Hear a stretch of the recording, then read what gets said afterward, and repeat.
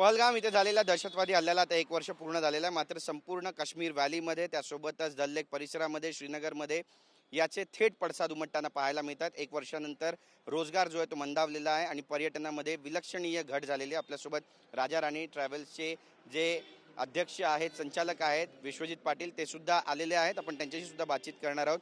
दरवर्षी tour operate करता तुम्ही या ठिकाणी, यंदाची टूर ऑपरेट करणं किती कठीण आहे आणि काय परिस्थिती आहे इथली? परिस्थिती आपण बघताय बऱ्यापैकी नॉर्मलच आहे.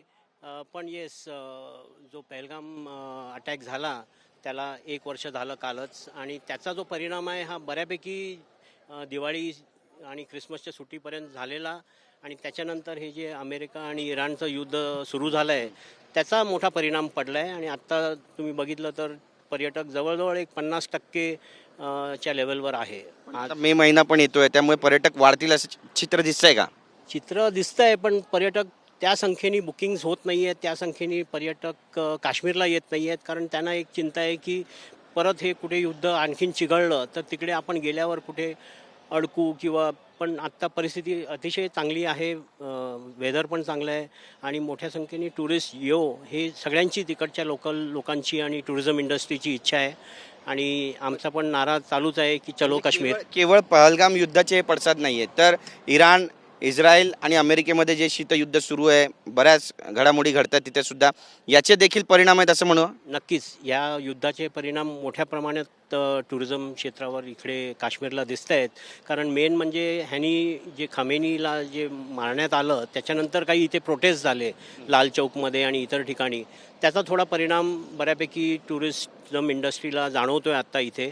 आणि त्याच्यामुळे पर्यटक थोडं वेट अँड वॉच करतायत. कारण परत ट्रम्पच्या साईडनी पण कधी सीज फायर होत आहे, कधी युद्धाची घोषणा होते आहे, तर त्यामुळे लोक थोडं वेट अँड वॉच पॉलिसी घेत आहेत. नक्कीच. बरं, पण आता शिकारामध्ये राहणारे जे व्यावसायिक आहेत किंवा जे हॉटेल इंडस्ट्रीज आहेत, त्यांचे फोन येतात का तुम्हाला, आणि फोन आल्यावर काय म्हणतात ते?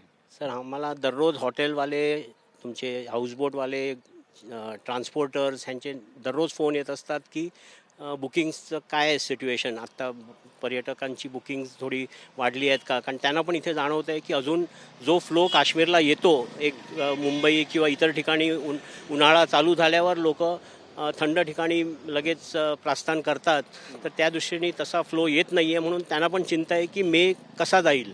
कारण गेल्या वर्षी पूर्ण एप्रिलपासून सीझनच्या स्टार्टलाच पहलगाम अटॅक झाला 22 एप्रिलला, आणि त्याच्यानंतर पूर्ण टुरिझम इथे कोलॅप्स झालेलं.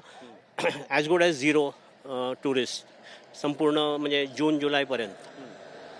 आता परिस्थिती पुन्हा रिवाईव्ह होईल अशी काही चिन्ह, असं काही वाटतंय तुम्हाला? एक उम्मीद पे दुनिया कायम आहे, ह्याच धोरणावर आम्ही पण इथे गेले 2 दिवस काही डेलिगेशन घेऊन आलो आहेत to sign MOUs with CM वगैरे, आणि चांगले इनिशिएटिव्ज आहेत फॉर काश्मीर. पण पर्यटक मोठ्या संख्येने येतील ही आम्ही एक अपेक्षा ठेवतो. आणि मेमध्ये नक्कीच थोडं जर सिच्युएशन अशीच राहिली आणि नॉर्मल राहिली तर नक्कीच टुरिझम फ्लरिश होईल.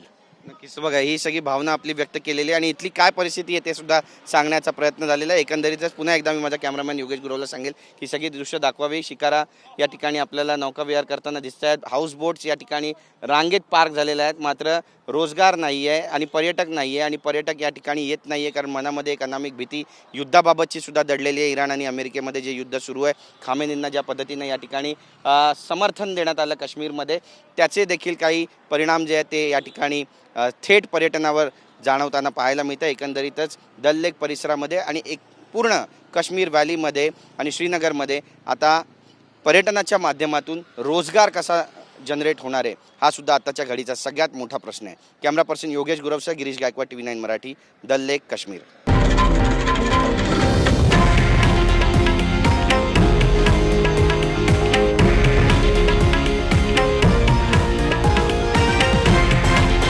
हे आहे देशातील नंबर 1 न्यूज नेटवर्क आणि आपण पाहत आहात TV9 मराठी, एकमेव.